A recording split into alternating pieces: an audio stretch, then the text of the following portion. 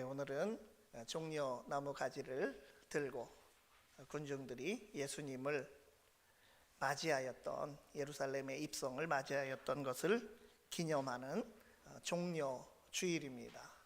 이 종려나무는, 성경에 나오는 종려나무는 야자과에 속하는 대추야자, 히브리어로 타마르라고 하는 대추야자입니다. 예수님께서 입성하실 때 많은 사람들이 종려나무 가지를 흔드는 이 환영을 받으셨다고 하는 그 말씀이 오늘 13절 말씀에 나옵니다. 종려나무 가지를 가지고 맞으러 나가 외치되 호산나 찬송하리로다. 주의 이름으로 오시는 이 곧 이스라엘의 왕이시여 하더라. 그때는 6월절이 가까웠기 때문에 많은 사람들이 국내외에서 예루살렘으로 모여서 이제 명절을 준비하고 있던 때입니다. 그래서 마침 예수님께서 예루살렘에 오신다고 하는 소식을 듣고 큰 무리가 거리로 모여들었습니다.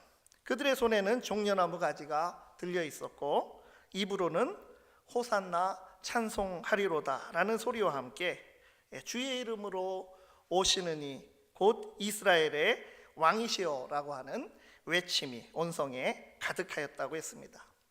이 종려나무 가지를 들고 나가서 호산나, 즉 지금 우리를 구원하소서라고 외치는 것은 보통 전쟁에서 나갔다 승리하고 들어온 장군의 개선이나 또는 왕의 대관식 때에 하던 말과 행동이라고 하는 것입니다.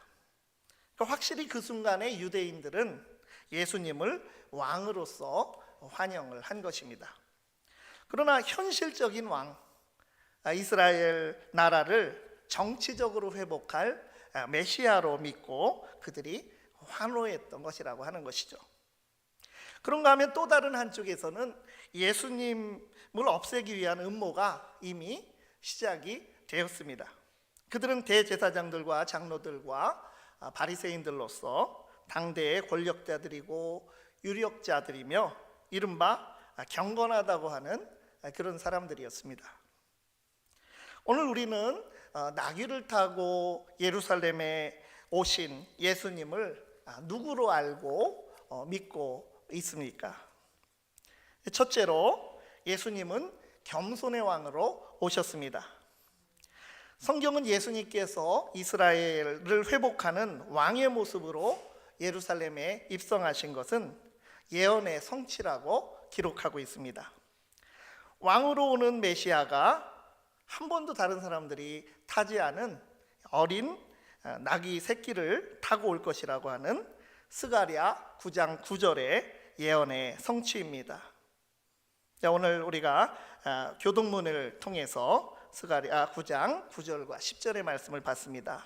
9절 말씀을 다시 봉독하면 시온에 따라 크게 기뻐할지어다.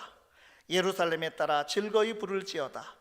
보라, 내 왕이 내게 임하시나니 그는 공의로우시며 구원을 베푸시며 겸손하여서 나귀를 타시나니 나귀의 작은 것 곧 나귀 새끼니라.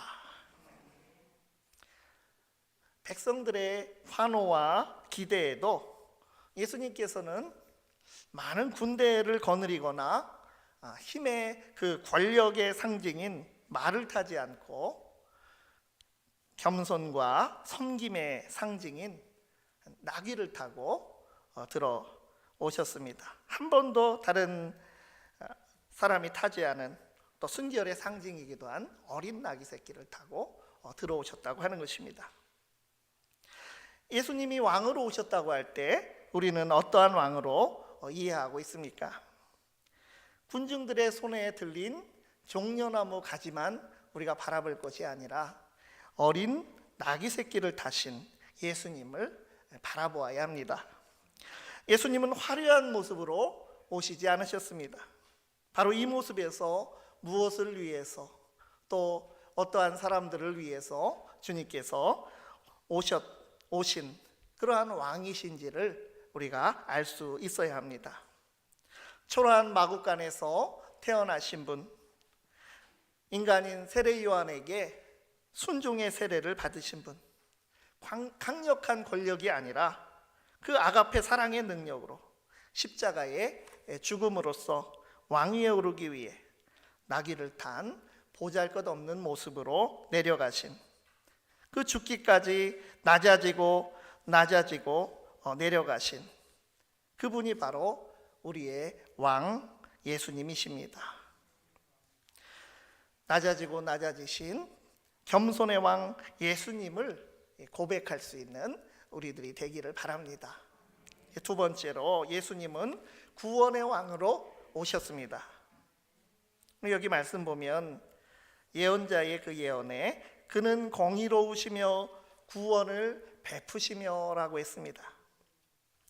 메시아로 오신 주님은 하나님의 공의로우심을 드러내셨습니다. 그런데 하나님의 공의라고 하는 것, 구약 성경을 깊이 읽으며 바라보면 하나님의 공의는 곧 구원하시는 공의, 구원으로 이어지는 공의입니다. 사람을 외모로 보지 아니하시고 악을 악이라 보시고 심판하시며 의인을 구원하시는 의입니다. 하나님의 의는 공고한 자를 건져내시고 죄의 수렁에서 빠져나오지 못하는 인류를 긍휼히 여기셔서 구원하시는 의입니다. 그 은혜를 바울 사도께서 로마서에 기록을 해놓았습니다. 오늘 본문 말씀에는 예수님을 중심으로 세 부류의 사람들이 있고 그들이 각각 예수님을 바라보는 모습이 나옵니다. 한 부류는 무리들이고, 한 부류는 예수님의 제자들이고, 또 한 부류는 바리새인들입니다. 이 세 부류의 사람들이 공의로우신 구원의 왕이신 예수님을 어떻게 이해하였습니까? 이 무리들은 겉보기에는 그들이 예수님을 환영하였지만 이후 불과 닷새가 못 되어서 그들은 변심해서 바라바를 놓아주라고 외쳤고 예수님을 십자가에 못 박으소서라고 소리치게 되었습니다. 무리들은 환호는 하였으나 나귀를 타고 오신 예수님의 모습이 진정 어떠한 의미를 나타내는 표적 사건인지 사실은 제대로 알지 못했던 것입니다.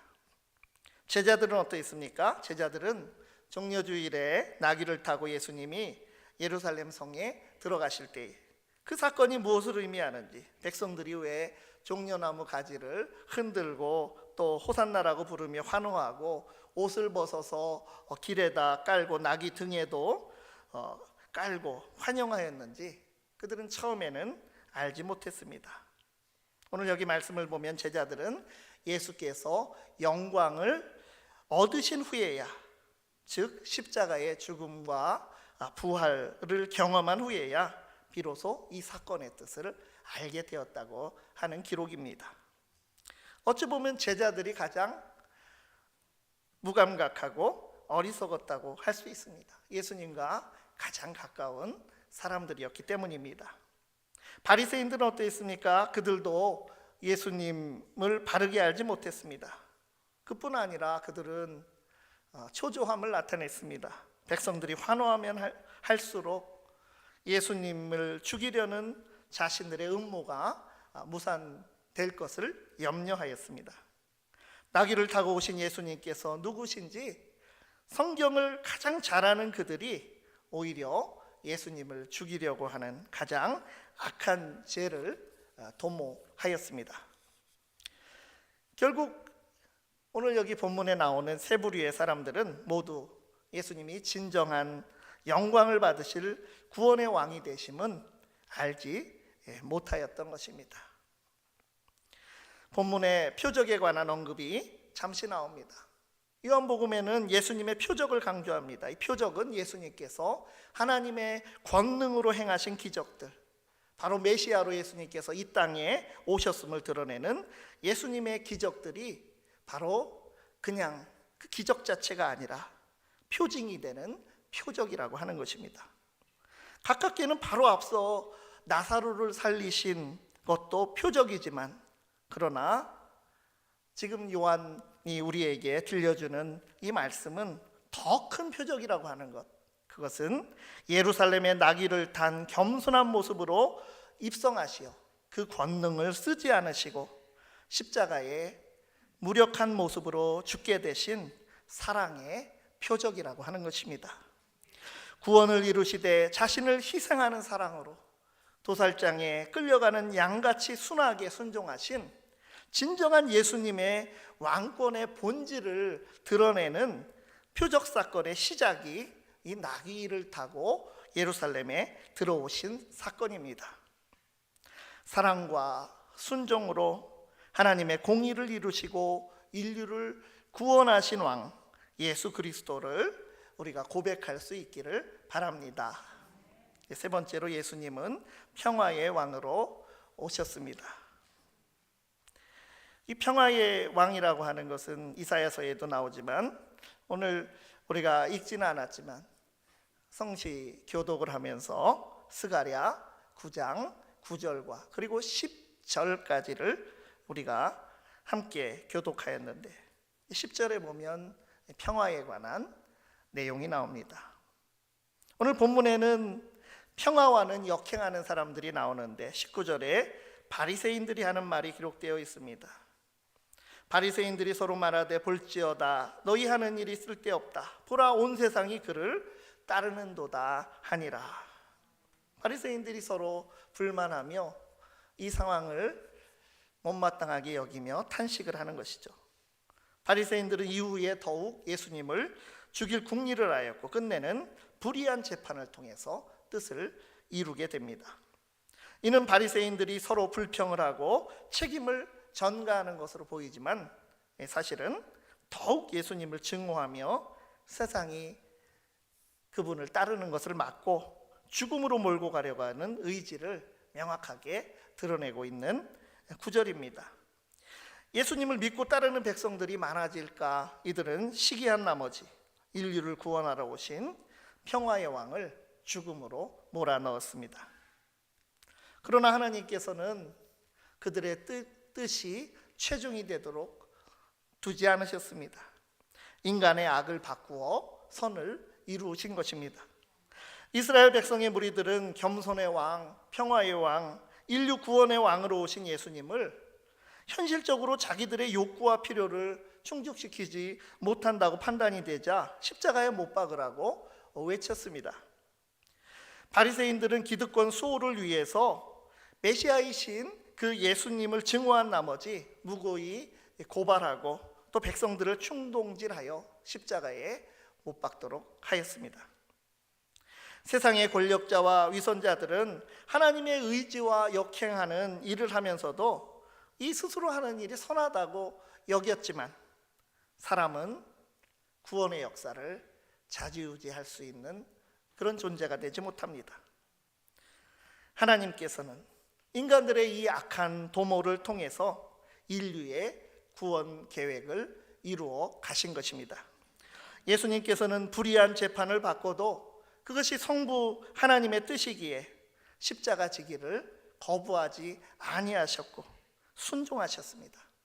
예수님께서는 십자가 죽음으로 우리의 죄를 대신 담당하셨을 뿐 아니라 사망 권세를 이기시고 부활 승천하심으로 인류 구원의 길을 열어주셨습니다.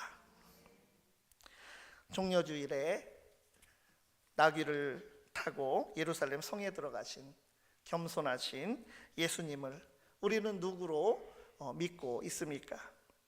평화의 왕이시며 인류를 구원하신 주님을 나의 왕이시라 믿는 우리 모두의 고백이 되기를 바랍니다.